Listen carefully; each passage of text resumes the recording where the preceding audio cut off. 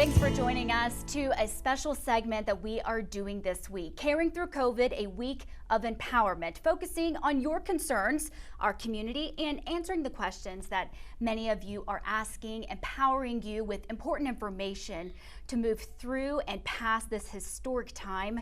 This is the second part of our three-part series. Monday, we focused on the oil industry. We are very excited about all of this, so be sure to stay tuned all week. Today, we are focusing on health, both physical and mental. Now, this pandemic, it is stressful, no doubt. It can be overwhelming and cause strong emotions. Some are hard to navigate through. Everyone deals with this stress in different ways. So here are some suggestions to try it out if you have not already. First, take breaks from the pandemic news. I know that's funny to hear an anchor say that, but yes, information, it's changing all the time, but constantly hearing about it can be overwhelming and upsetting.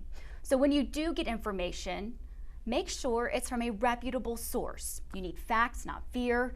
Also, take some time to unwind, do something that you enjoy, something that makes you happy. Also, connect with others. You can't forget to do that. Get, some FaceTime in with family and friends, whether that be in a Zoom party. If the stress is getting in the way of your daily activities, contact your healthcare provider. Now, another way to help ease your mind is to help your body. It starts with what you are eating. Try to keep your meals as healthy and balanced as they can be, and also make sure that you are getting plenty of sleep. And finally, stay active. It doesn't really matter what you are doing as long as you are up and moving. Staying active doesn't have to mean doing long, vigorous exercise routines. It can be walking around your home or stretching for a few minutes. The point is to reduce how long you spend just sitting or laying down. Now, whether you're working from home, studying, or just watching TV, I'll take short breaks about every 30 minutes. Now, these are just the start of what you can do to help yourself and your family, both mentally and physically, but many of you have had more specific questions. So to talk more about the impact the pandemic can have on you, I'm joined with some of our leaders from Midland Memorial Hospital. We have Russell Myers, the CEO of the hospital, also Dr. Lawrence Wilson, the VP of Medical Affairs and the Chief Medical Officer at Midland Memorial, and Dr. Kit Bradamus, the VP of Nursing and Chief Nursing Officer at Midland Memorial. Gentlemen, thank you so much for being here with us this evening. And we've heard it all by now. The social distancing, staying 6 feet apart from each other, wash your hands. Dr. Lawrence, we'll start with you. We are several weeks into this now.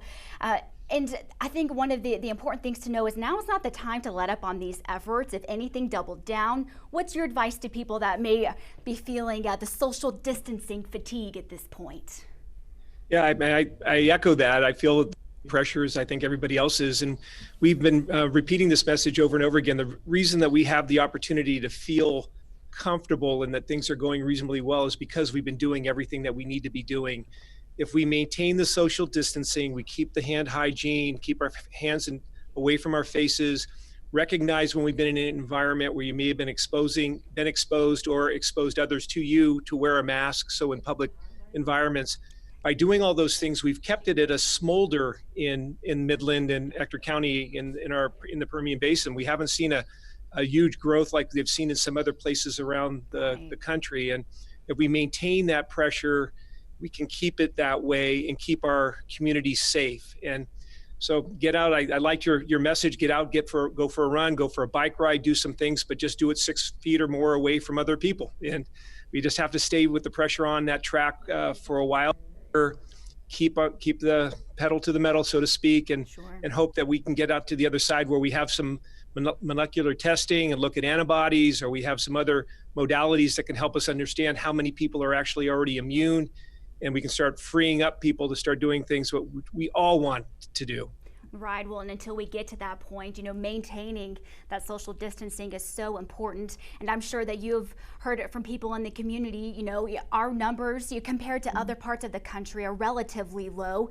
And just because the number is low does not mean that we can let up on our efforts at all. What would be your advice? And I'm sure you get this question quite often. People need to get out. They need to go to the grocery store. There are essential things that they need to do. Do people need to be worried? What's some peace of mind that you could give to people? Sure. I mean, when you go out into the public, wear a mask yourself. That shows others that you're being attentive and considerate to them to help them avoid being exposed to your breath and your water droplets and coughs and sneezes, et cetera. At the same time, if you go to a store or to any, go stop at a restaurant just to pick something up to take home with you, look at the environment, make sure that they're maintaining social distancing in their environment, that you're not going to be congregating outside the door before you go in. If that's the case, find another retail outlet to go to and find your goods at another place if you can, or just be careful about protecting yourself from exposure to others and others to you when you're in those environments. Certainly. And Dr. Berdemus, this is for you. A few days ago, one of the press conferences, you talked about face masks. Hospital staff are wearing them. You also encouraged people in the community to begin wearing them, even showing us, how to put one on, why that's important. According to the CDC and groups, they are encouraging that now. Why do you think it's important? Should people be really trying to adhere to wearing a face mask? Absolutely. It's very important to recognize that that is really a safety mechanism for other people. You're protecting them against you, because while you may not feel symptomatic, you could potentially have COVID and not know it, and you could be spreading it inherently. You just don't know it. So by wearing the mask, that's going to protect other people from your breath, your air droplets, your water droplets. And also it helps again with that social distancing. When you have that mask on, it's a symbol. It's let everyone know that you are taking care of yourself and you're taking care of your community by allowing that to remain with you in that safety mechanism. Well, and those guidelines have changed, from a few weeks ago. They just recommended if you are not feeling well, maybe just keep it for you to wear that mask. But that is really, the messaging has changed in the way of masks. It's anybody can wear one, or it's, I guess I should say, recommended. Yes, it is recommended that everyone wear a mask anytime that you're going to be out in public, outside, and any kind of gatherings where you can't maintain social distancing of 6 feet. It is a very strong recommendation to continue to wear some kind of face covering. We talk a lot about masks, but it really can be any kind of face covering. So if you don't necessarily have a surgical loop mask or anything up, simple face coverings, balaclavas, scarf, anything like that will cover your mouth from sneezing and breath. Yes. Okay. So in line with that, a lot of the conversation has been wrapped around people that would be considered higher risk. Anyone over 65, people with chronic lung disease or moderate to severe asthma, serious heart conditions, and people who are immunocompromised. What kind of action should those people that fall into that category be taking? Well, for that one, I'm going to pass that one off to Dr. Wilson to answer that question.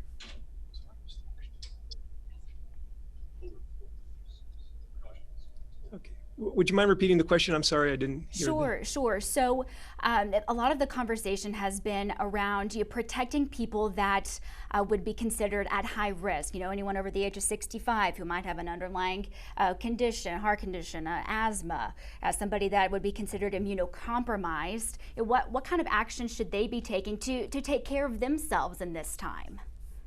Right. So the over 65 population and all those vulnerable, as you mentioned, have the same risks that any of the rest of us have. Mm-hmm. It's just if they get the infection, their risk of having a more complicated, more serious case is higher.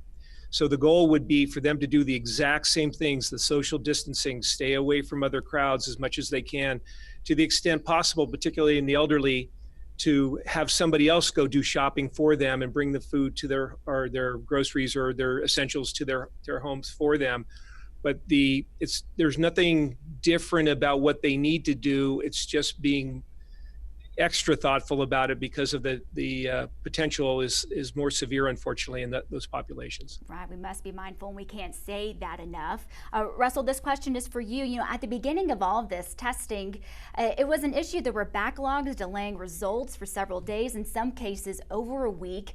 What position is the hospital in at this point in the way of testing? Testing turnaround has gotten much better since the early days of testing. We got out as long as 11 or 12 days turnaround in the worst of it. Today, for the most part, we're getting tests back within 48 hours, sometimes a little faster than that. Over the weekend, it can lag a little bit longer, but we're typically turning those around much faster than they were early on. That's encouraging to hear for sure. Can you give us any insight into plasma treatments? I know that's There has been a lot of headlines about the convalescent plasma treatments. Is that something that Midland Memorial is exploring? Still an experimental treatment that requires approval by the FDA, and so we're very cautious about it. And of course, it has to begin with someone who is convalescent, who's had the disease and been confirmed, who has fully recovered, and then donated plasma at the end of that. So, with our relatively small numbers, there aren't a whole lot of candidates in Midland to be donors. We do understand that there's the possibility of getting donors from other communities, but it's very early in that process, and still a little too soon to know if it's going to be a widely available and effective treatment for us or not. Sure. Okay, this is the last question, and for any of our leaders with Midland Memorial, at this point in the game, what is one thing that people in our community should know? How can we all support your efforts and also keep ourselves safe and healthy? What's the one thing we should know tonight? The one thing is the one thing you've heard from the very beginning is pay attention to the social distancing guidelines. And one more reminder, this is not just for your own health, but we all, I think, have to be conscious of the fact that we are very dependent on our healthcare delivery team, Yes. The nurses and the respiratory therapists and the infectious disease and critical care doctors who are right there on the front lines. Everything we do to protect ourselves protects them and helps them to stay healthy and strong so they can care for the sickest among us. So if you don't remember anything else, protect yourself, protect our healthcare workers, and thank you for doing that. Absolutely. Well, thank you all for taking the time to join us this evening. We appreciate you, and thank you for everything that you're doing. While we are talking about our frontline and all the efforts that they are taking to flatten the curve and care for those that are in need, check this out. A Heroes Work Here sign has been up outside of Midland Memorial Hospital. There is no question heroes fill all of our hospitals every day, but we are relying on them now more than ever. If you see a healthcare worker out and about, don't forget to thank them, and of course, stay home for them. We must protect them and keep them healthy.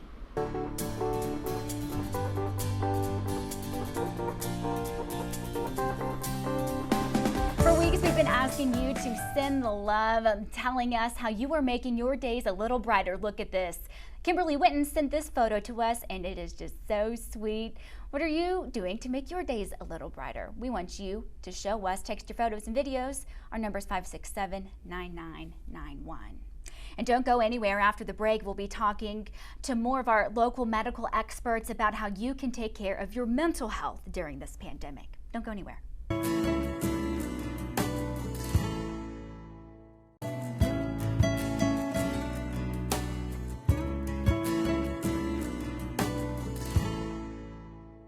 Welcome back to our special segment, Caring Through COVID, a week of empowerment. Today we are focusing on health, both physical and mental, focusing your concerns, our community, and answering the questions that many of you are asking. We just wrapped up our conversation with Midland Memorial Hospital leaders on physical health. Now we're turning our focus inward, taking care of your mental health. Joining me now to talk more about this is Dr. Bobby Jane. He's the chair of the psychiatry department at Texas Tech's Health Sciences Center, and Dr. Davenport, the interim chief medical officer and chief of staff at Medical Center Hospital. Gentlemen, thank you so much for joining me today. Now, when it comes to taking care of you and your mental health, it's not necessarily the same thing as, say, wash your hands. Those are actual physical things that you can do, to keep yourself safe, keep yourself healthy. Not necessarily the case when it comes to mental health. But what is your advice? How can people take care of themselves in this time? Thank you for allowing us to be here. I think you bring up a very important topic that, yes, physical tiredness, fatigue has set in, particularly with the healthcare providers. But I think our task as mental health providers is just starting. I think we should look for positive things in life, small things, positive things in life. If you take the example of my bow tie, I couldn't get any brighter than that. Just to bring some kind of brightness, some kind of happiness in life that brightens your mood. Look for things that makes you happy. Bring up all those things. If you're quarantined, staying at home, bring up the book that you always wanted to read and never were able to read. Right. Build up the project you never had thought about building up. Maybe you had set it up for your retirement. Maybe this is a good time to bring into play. There's so many different things you can do to to make this a very memorable thing. The way I look at it is, this is a once in a lifetime opportunity. Yes, I would not like to have this happen again, but once in a century opportunity to, we are literally being forced to stay with our family and loved ones without having distraction of work. Yeah. Now we can think about being miserable and being cooped in the home, or think about it as a wonderful opportunity to connect and reconnect with the folks that we already have neglected so far. When the last time, if you have a teenage son or a daughter, maybe this would be a good time to figure out what that child has been so interested in the video game they have been playing so long, and maybe play with him or her, and in a way to connect with them. So there are so many different small things that I can go on over and over again, Right. um, and to encourage my folks and my patients and everybody, that this can be a very positive things that are happening, and a very good thing for mental health in a way, if you take it in a very positive note. Absolutely. Well, I think one of the more encouraging things to come out of all of this is it has really forced everybody to slow down. There is no other choice but to slow down, and, to take a moment to really, reconnect with the people that are important to you. You have that on that one hand, where the majority of us have been forced to slow down. But Dr. Davenport, this one's for you. For everyone that is in your field, that's not necessarily the case. Everything has been ramped up. What is Medical Center doing to really support the mental health of your staff? What are you all encouraging them to do to stay centered and to also be able to focus on the task at hand? I think one of the most important ideas that we've had and structure we've had is preparation for the what ifs. We've been able to see what happens in other countries. We've been able to see what happens in other states that are affected by the COVID-19. We've seen worst case scenarios, we've seen best case scenarios. And what we've tried to work with the medical staff, the nursing staff, and everybody else in the hospital is to be prepared. Be prepared for the what ifs. Look at scenarios. How can we establish protocols for these scenarios, and try best that we can to make people comfortable in those scenarios, so that when we encounter them, it becomes a little bit easier. I'm not going to say that it's easy by any means, because it does stress everybody out. The concern about contracting the disease and the mortality associated with disease is significant. Not knowing who is able to contract the disease or who is transmitting the disease is another fear. But in a hospital setting again, I think it's preparation that's the most important. Let's look at what our facility has available to treat the individuals. What can our outcomes be?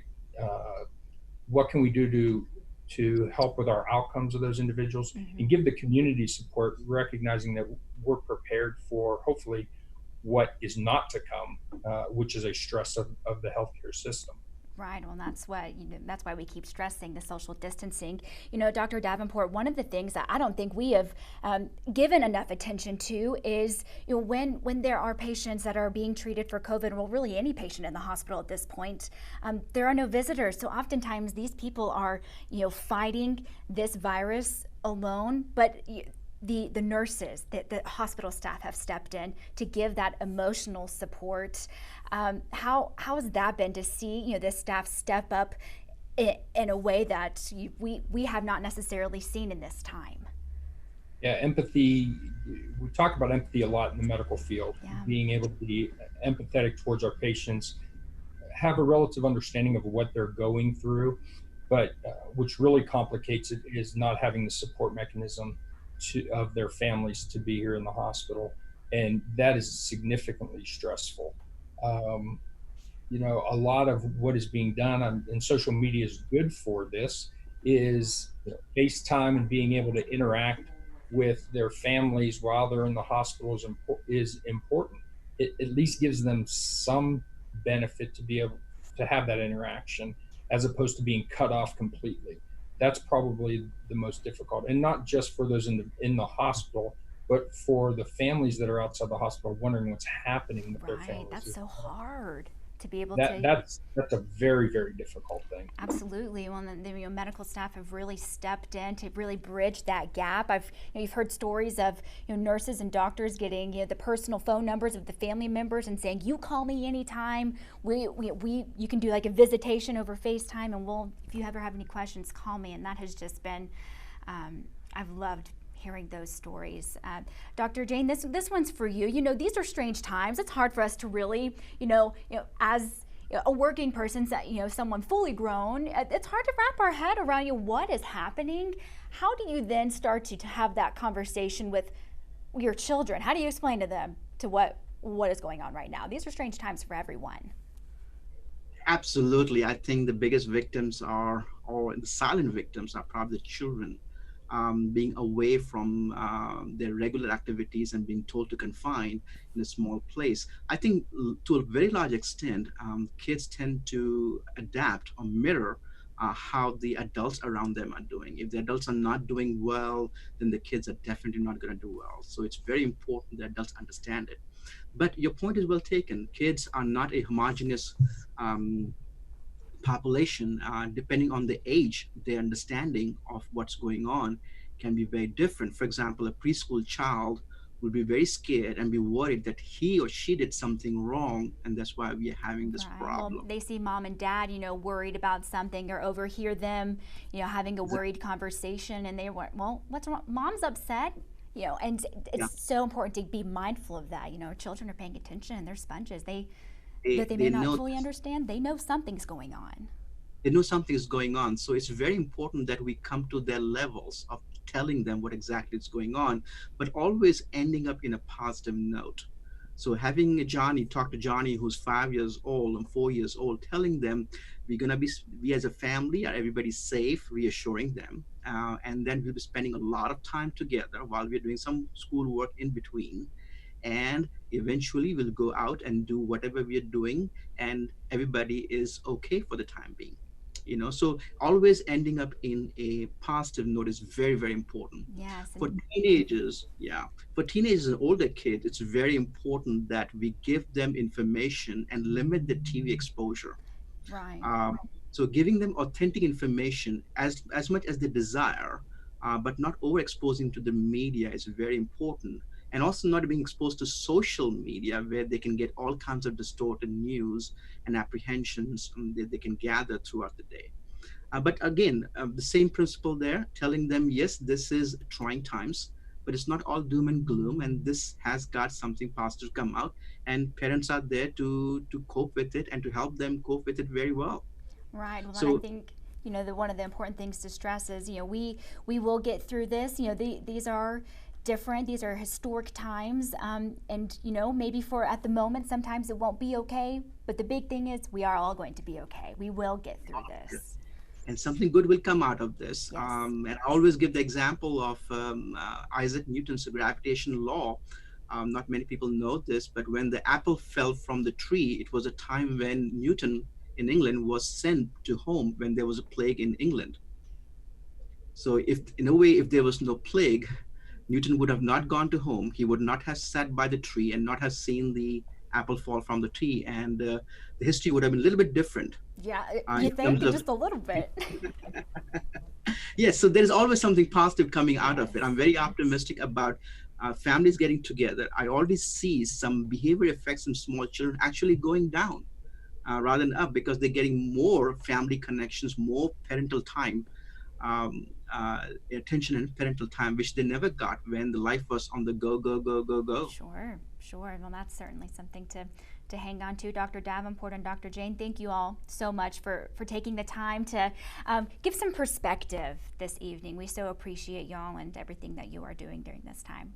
It's all good information. If you feel like you need to talk to someone, there are so many resources in our community that are available to you. We'll start with Texas Tech Health Sciences Center. They do have mental health services. You can get in touch with them to schedule an appointment. You can see the number right there on your screen. Also, Basin MD, they've added new mental health services to its list of programs and services. You can now schedule an appointment to have a virtual meeting with a behavioral health provider.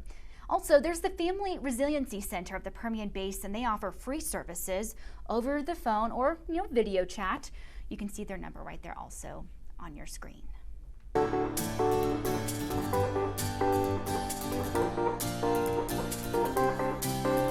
Been asking you to send the love telling us how you are making your days a little brighter. This should put a smile on your face. This is Skylar and Camden. They made a cool chalk art. Look what the wall says. It reads, and hear the jingle in your head, like a good neighbor, stay over there. That's cute. Well, what are you doing to make your days a little brighter? We want you to show us. Text your photos and videos. Our number is 567-9991. Now we have one more part of our special Caring Through COVID, a week of empowerment. That's coming up tomorrow on Friday, when we are focusing on perhaps the biggest impact the pandemic has had on our community thus far, our economy. Jobs are lost, many businesses have closed shop. So what resources are available to you if you are in this boat, and how can others support the businesses that add flavor and color to our community? We're speaking with several community leaders and experts. For now, that's all we have for you tonight. We'll see you at 10. Take care.